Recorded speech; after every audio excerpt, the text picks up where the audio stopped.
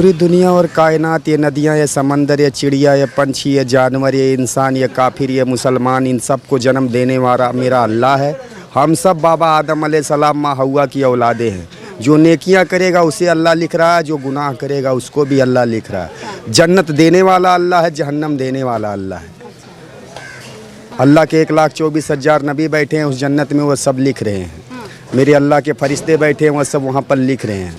जो जिन्होंने मारा है, जिन्होंने पहलगाम में लोगों को मारा है, उनके लिए क्या लिखा है? उनके लिए अल्लाह, अब अल्लाह की मर्जी है, जन्नत देगा अल्लाह की, अल्लाह उनको जहन्नम देगा, अल्लाह की मर्जी है। बाकी होना चाहिए उनके साथ आप मेरा अल्लाह तो यही कहता है कि तुम जानवर और चिड़िया पंछी से भी मोहब्बत करो। तुम तो बेजुबान, जिसको जुबान भी नहीं दिया उससे भी तुम नफरत मत करो, उससे भी प्यार करो। आपके हिसाब से उन आतंकवादियों के साथ क्या होना चाहिए, या अल्लाह ने उनके लिए क्या लिख के रखा है, इनके लिए क्या है? देखिए, जो नेकियां करेंगे वो भी मेरे अल्लाह के फरिश्ते वहाँ लिख रहे हैं, जो गुनाह करेंगे उसको भी अल्लाह मेरे वहाँ अल्लाह के फरिश्ते लिख रहे हैं। बाकी वहाँ एक दिन जो दुनिया में आया है अल्लाह के पास जाना है, पूरी कायनात के दीन उम्मत मुस्लिमा की कौम को अल्लाह की तरफ जाना है। अल्लाह जन्नत देने वाला है, अल्लाह जहन्नम देने वाला है। जर्रे जर्रे में महफूज है वो अल्लाह है। अल्लाह के सिवा इस दुनिया में कोई नहीं है। 360 बूतों को मानने वालों के लिए जहन्नम है, यहाँ भी, और जहन्नम की आग है वहाँ भी। या अल्लाह, पाकिस्तान के साथ क्या होना चाहिए? पाकिस्तान के साथ क्या होना चाहिए वो अल्लाह की मर्जी है। पाकिस्तान के साथ क्या होना चाहिए वो अल्लाह की मर्जी है। बाकी तो हमारे देश के साथ किया है ना। कोई देश नहीं है, दुनिया, ये कायनात, ये नदियाँ, ये समंदर, ये चिड़िया, ये पंछी, ये जानवर, ये इंसान, ये काफिर, ये मुसलमान, सबको जन्म देने वाला मेरा अल्लाह है। काफिर कौन है? काफिर वही जो 360 बूतों को मानते हैं, कौन? जो गाय के बछड़े को भी कहते हैं फरिश्ता है। मैं मानती हूँ। तो मानते हो तो कोई यहाँ गाय की पूजा होती है। तो ऐसे लोगों को मेरा अल्लाह नहीं मानता।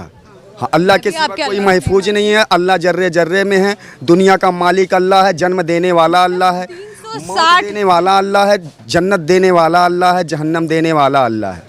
अल्लाह के सिवा कोई नहीं महफूज है। अल्लाह ने ये नहीं कहा तुम गुनाह करो, अल्लाह ने ये नहीं कहा तुम मस्जिद तोड़ दो, दरगाह तोड़ दो, मदरसा तोड़ दो, मदरसे तोड़ दो, किसने कहा? दरगाह तोड़ दो, या फिर तुम दीन उम्मत मुस्लिमा की कौम पे जुल्म करो। या तुम दुनिया कायनात के मुसलमान के बच्चे को उसके माथे पर तुम आतंकवादी का नाम लिखो। अपनी माँ के पेट से जन्म लिया तो आतंकवादी था नहीं, तुम और तुम्हारे इन काफिरों की हुकूमत ने उसको आतंकवादी का नाम दिया। क्या बोलूं, जो गाय को अल्लाह को मालूम है। अल्लाह दिलों के हर राज को जानता है। और ये आपको क्या मालूम है? हमको ये मालूम, हमारी दुनिया का मालिक अल्लाह है, वो पूरी दुनिया कायनात पे निगाहें रखता है। जो 360 बूते हैं, जो लोग मानते हैं, भगवान को मानते हैं, वो काफिर है। अल्लाह मेरा चाँद पे है, ईसा की नमाज के बाद 7वें अर्श पे जाएगा, 7वें आसमान पे, दुनिया कायनात पे मेरे अल्लाह की निगाहें हैं। अल्लाह मेरा कहता है, मुझे पता है आपने किताब पढ़ी है, कोई तो किताब पढ़ी है, उससे आप बोल रहे हैं सब, है ना? अल्लाह कहता है तुम बेजुबान जानवरों पे भी रहम करो, उनसे भी मोहब्बत करो, उससे नफरत नहीं करने का हक तुमको एक चींटी और एक मच्छर को भी जन्म देने वाला अल्लाह है। पूरी दुनिया, पूरी कायनात को बनाने वाला मेरा अल्लाह है। अल्लाह के काफिरों के सिवा साथ क्या होना चाहिए? काफिरों के साथ इंसाफ होना चाहिए। काफिरों से ये कहा जा रहा है कि तुम मस्जिदों को, दरगाहों को, मदरसों को, मज़ारों को मत शहीद करो, तुम दीनी उम्मत मुस्लिमा की कौम पे जुल्म मत करो, तुम दुनिया कायनात के मुसलमान के बच्चों को आतंकवादी मत बनाओ, उनका नाम पे तकदीर माथे पे मत लिखो। दुनिया का हर मुसलमान का बच्चा तुमको आतंकवादी नज़र आता है। दुनिया का हर मुसलमान का बच्चा मदरसे से निकल रहा, मदरसे में तुम जाके मदरसे को शहीद कर दोगे, दरगाह को शहीद कर दोगे। मदरसा शहीद हुआ? कौन सा मदरसा शहीद हुआ वो मेरा अल्लाह को मालूम है। इस धरती पे आपको क्या मालूम है, ये बताओ? हमें क्या मालूम है? 5 ऐसे मदरसे जिनको शहीद किया गया है। मदरसे, मस्जिद, दरगाह, मजार, सबको शहीद किया गया है। कह रहे हो शहीद हुआ है, मैं मान रही हूँ हुआ होगा, लेकिन 5 मुझे नाम उम्मत मुस्लिमा की कौम पे जुल्म किया गया, मुसलमान के बच्चियों के साथ इज्जत लूटा गया, उनके साथ बलात्कार किया गया है, उनके साथ एक मिनट किया गया। जो 28 लोग पहलगाम में मारे गए, वो लोग कौन थे? वो लोग कौन थे? वो भी मेरे अल्लाह की औलाद थे, और जो ये मुसलमान है वो भी मेरे अल्लाह की औलाद हैं। हाँ, जिन्होंने धर्म पूछ के मारा वो किसकी औलाद है? जो जिसने धर्म पूछ के मारा है, जिसने पैंट उतरवाई, कलमा पढ़वाया, वो लोग। तो कलमा पढ़ा जो तो सच्चा मुसलमान है। जो कलमा पढ़ लिया वो जन्नती बन गया, वो सीधा जन्नत में चला गया। जिसने कलमा नहीं पढ़ा, जिसने कलमा नहीं पढ़ा तो यहाँ फिर जलेगा जहन्नम की आग में, और वहाँ भी जलेगा जहन्नम की आग में। नहीं पढ़ा था तो एक को मार दिया या अल्लाह, वो यहाँ भी जलेगा जहन्नम की आग में, वहाँ भी जलेगा जहन्नम की। मैं ना पढ़ूं तो? ये दुनिया, ये कायनात, ये नदियाँ, ये समंदर, ये चिड़िया, ये कलमा पढ़ना जरूरी है। इंसान, ये काफिर या मुसलमान, सब कुछ मेरे अल्लाह ने सबको जन्म दिया है। हम सब बाबा आदम अलैहिस्सलाम माँ हव्वा की औलादे हैं। इस दुनिया, इस कायनात में एक जानवर और चिड़िया पंछी भी मेरे मदीने वाले सरकार मोहम्मद कलमा पढ़ना रसूलुल्लाह जरूरी सरकार है। के नाम का कलमा पढ़ते हैं। कलमा पढ़ना बहुत ज़रूरी है। वो कलमा पढ़ेगा तभी वो सच्चा मुसलमान कहलाएगा, तभी वो जो है सुन्नी मुसलमान कहलाएगा, तभी वो आला हजरत का मुरीद होगा, तभी वो मेरे नबी का उम्मत होगा, तभी वो दीन इस्लाम धर्म में दाखिल होगा और सच्चा मुसलमान होगा और सीधा जन्नती मुसलमान होगा। और जब तक वो कलमा नहीं पढ़ेगा तब तक वो जहन्नमी रहेगा, और यहाँ भी जलेगा जहन्नम की दहकती आग में, वहाँ भी जलेगा जहन्नम की दहकती आग में। पहलगाम में ऐसे एक को बोला था कि कलमा पढ़ के दिखाओ, तो उसने नहीं पढ़ा, वो हिंदू था, उसको नहीं आता था, उसको मार दिया। उसके लिए क्या कहेंगे? हिंदू कौन है? हिंदू वही है जिसको शैतान इब्लीस ने दीन इस्लाम के रास्ते से भटका दिया है। जिसको दीन इस्लाम से रास्ते से भटका दिया इब्लीस ने, इब्लीस वो दीन पे गुस्ताख। इब्लीस कौन है? शैतान है। वो जो है दीन पे गुस्ताखियाँ करता है, मेरे अल्लाह पे गुस्ताखियाँ करता है, मेरे अल्लाह के नबी पे गुस्ताखियाँ करता है। कॉलेज में बीकॉम फर्स्ट ईयर का स्टूडेंट हूँ। आपने हम लोगों को दावत के बारे में बताया कि हम लोग गैर मुसलमान लोगों को इस्लाम की तरफ बुलाएं। तो मैं ये जानना चाहता हूँ, कल को इंशाअल्लाह जब मैं इस काम के लिए, इस नेक काम के लिए आगे दुनिया में निकलूँगा, तो किसी गैर मुसलमान ने मुझसे सबसे पहले ये पूछ लिया कि मैं अपना मज़हब छोड़ के, जिसको मैं इतने सालों से प्रैक्टिस कर रहा हूँ, आपका इस्लाम क्यों पकड़ लूँ? या एक स्टेप आगे जाके उसने ये कह दिया, आप अपना इस्लाम छोड़ के मेरे मज़हब में क्यों नहीं आ जाते? तो इन दोनों सवालों का मैं क्या जवाब दूँ? शुक्रिया। भाई साहब ने सवाल पूछा कि अगर कोई मुझसे ये पूछेगा कि मैं मेरा मज़हब छोड़ के इस्लाम क्यों कबूल करूं, या आप इस्लाम छोड़ के मेरा मज़हब क्यों नहीं कबूल करते, वैसी मिसाल है कि एक स्कूल अगर हिसाब में ये बच्चों को सिखाती है कि 2 + 2 5, और दूसरी स्कूल सिखाती है 2 + 2 4, तब कौन सी स्कूल में दाखिल होंगे? वो स्कूल जो हक की बात कर रहा है। लेकिन आम इंसान को हिसाब के बारे में पता है कि 2 + 2 4 है और 2 + 2 5 नहीं है। तो इसीलिए जब आप कॉलेज में एडमिशन लेते, आप उस कॉलेज में एडमिशन लेने की कोशिश करेंगे जो कॉलेज में सबसे बेहतरीन पढ़ाई होती है। उसी तरीके से आप उस मज़हब में दाखिल हो जिस मज़हब में सबसे बेहतरीन इंसानियत के बारे में कहा गया है। इसीलिए मैं कहता हूं गैर मुसलमानों से, चैलेंज करता हूं कि आप मुझे इस्लाम से अच्छा मज़हब दिखाओ और मैं इस्लाम छोड़ दूंगा, आपके मज़हब में दाखिल हो जाऊंगा। लोग कहते हैं जाकिर कुफ्र की बात कर रहा है। कुफ्र की किधर बात है? हक की बात है। मैं जानता हूं कि इस्लाम से अच्छा मज़हब है ही नहीं, क्योंकि अल्लाह ताला तरीका दिखाते किस तरीके से दावत देना। ये जो आपको हिदायत मिलती है अल्लाह के कुरान से, अल्लाह ताला फरमाता है अगर कोई भी कहता है कि अल्लाह ने बेटा जना, तो आप कहो कि मैं सबसे पहले उसकी सिजदा करूंगा। उसका मतलब नहीं कि अल्लाह ने बेटा जना, अल्लाह बेटा जन ही नहीं सकता। अगर अल्लाह बेटा जनेगा तो मैं सबसे पहला सिजदा करूंगा, जो कुरान की आयत है। तो इसी तरीके से मैं कहता हूं अगर आप इस्लाम से बेहतर मजहब दिखाओ मुझे, मैं वो मजहब को कबूल करूंगा। अगर आप इससे बेहतर किताब मेरे सामने पेश करते हैं तो मैं इस किताब को छोड़ के उस किताब पे अमल करूंगा। लेकिन मैं नहीं चाहता हूं कि हर कोई मुसलमान ये कहे, क्योंकि ये दावती मैदान आपका फन नहीं है। ये मैं कहता हूं क्योंकि मुझे मुताल्ला है।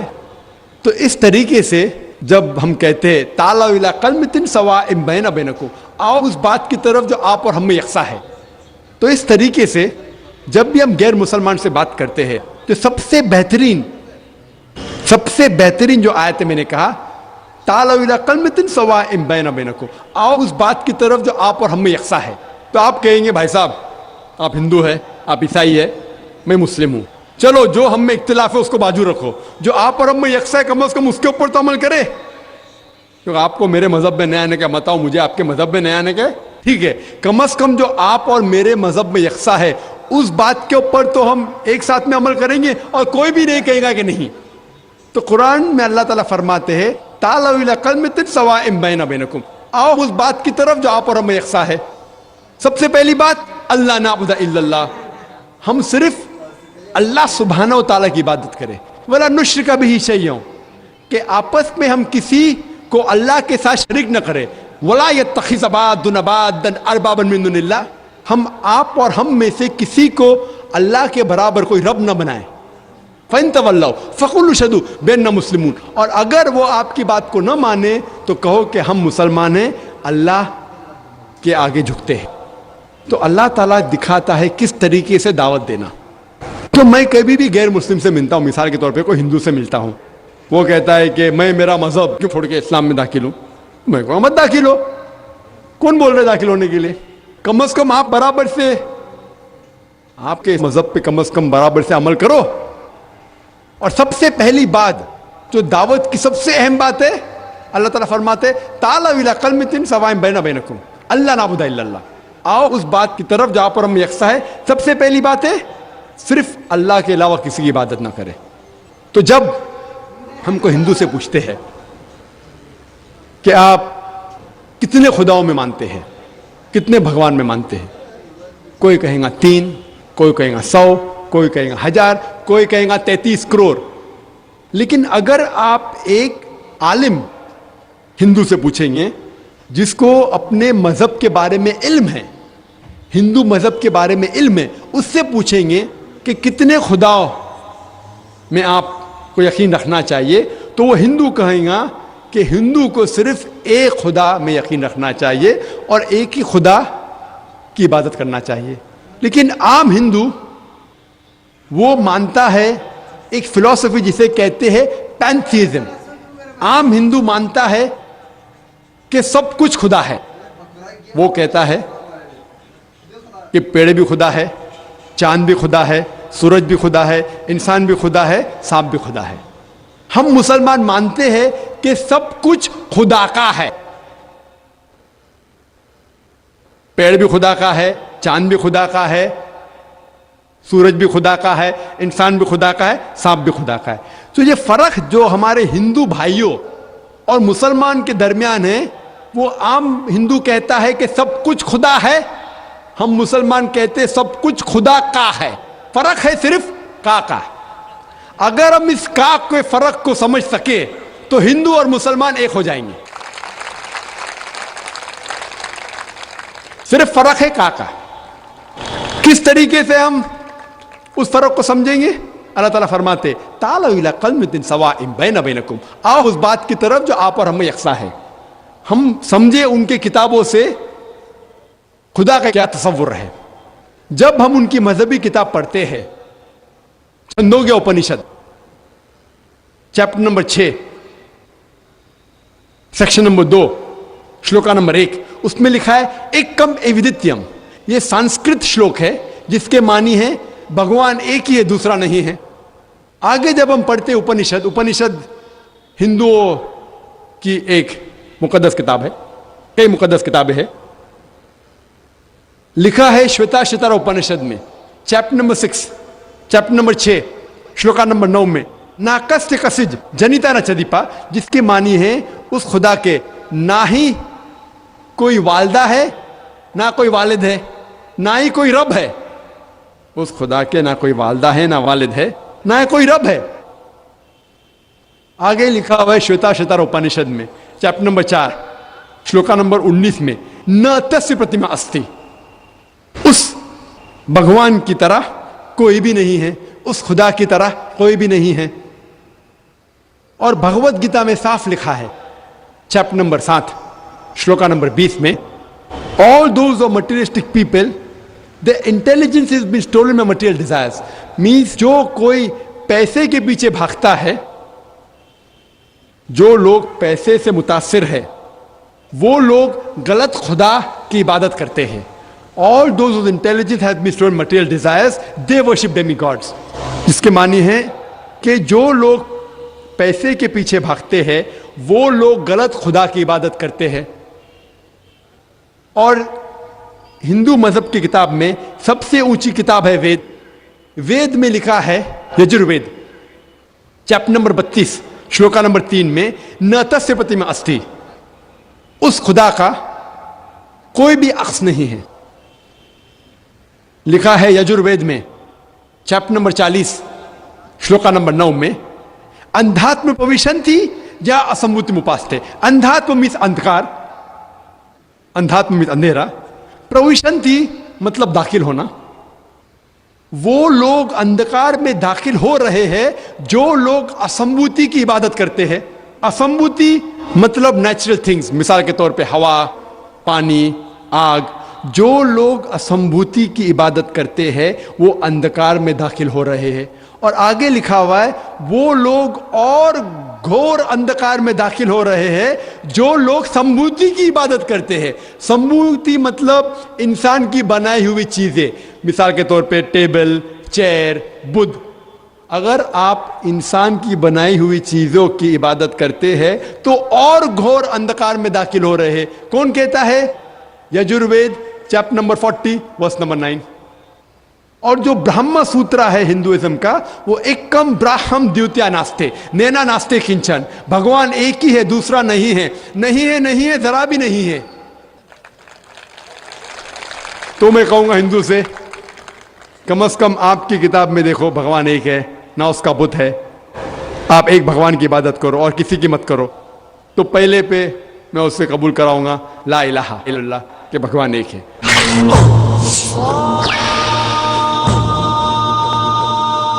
उसके बाद आता है मोहम्मद रसूलुल्लाह। और मैंने एक तकरीर की है कि मोहम्मद सल्लल्लाहु अलैहि वसल्लम के बारे में दिगर मज़ाहिब के किताबों में क्या लिखा हुआ है। और एक तकरीर भी की है कि खुसूसन हिंदू मजहब के किताब में मोहम्मद सल्लल्लाहु अलैहि वसल्लम का जिक्र। तो मैं उसे ये साबित करूंगा, वक्त नहीं है कि मैं एक तकरीर करूं मोहम्मद सल्लल्लाहु अलैहि वसल्लम के बारे में हिंदू मजहब में, लेकिन मोहम्मद सल्लल्लाहु अलैहि वसल्लम का जिक्र हिंदू मजहब की कई किताबों में है। आप अगर पढ़ेंगे भविष्य पुराना पर्व 3, पर्व 3, खंड 3, अध्याय 3, श्लोका 5 से 8 में मोहम्मद सल्लल्लाहु अलैहि वसल्लम का जिक्र है। भविष्य पुराना पर्व 3, खंड 3, अध्याय 3, श्लोका 10 से 27 तक के उसका जिक्र है मोहम्मद सल्लल्लाहु अलैहि वसल्लम का। मोहम्मद सल्लल्लाहु अलैहि वसल्लम का जिक्र है कुंटब सुक्ता में, अथर्ववेद किताब number 20, hymn number 127, shloka number 1 से 14। मोहम्मद सल्लल्लाहु अलैहि वसल्लम का जिक्र कई जगह हिंदू मज़हब किताबों में है। और खुसूसन एक पुराना है कल की पुराना, चैप्टर नंबर 2, श्लोका नंबर 4, 5, 7, 9, 11 और 15 में जिक्र है कि एक कल की अवतार आएंगे जिसके माँ का नाम है सुमति, जिसके मानी अमन। और हम जानते हैं मोहम्मद सल्लल्लाहु अलैहि वसल्लम की वालिदा का नाम था आमिना। उसमें लिखा है उसके वालिद का नाम होगा विष्णु याश, मतलब भगवान के पूजने वाला, खुदा के पूजने वाला। और मोहम्मद सल्लल्लाहु अलैहि वसल्लम के वालिद का नाम था अब्दुल्ला। उसमें जिक्र है कि वो पैदा होंगे संभाला में। संभाला मतलब अमन की जगह, जिसे हम कहते हैं मक्का भी अमन की जगह है।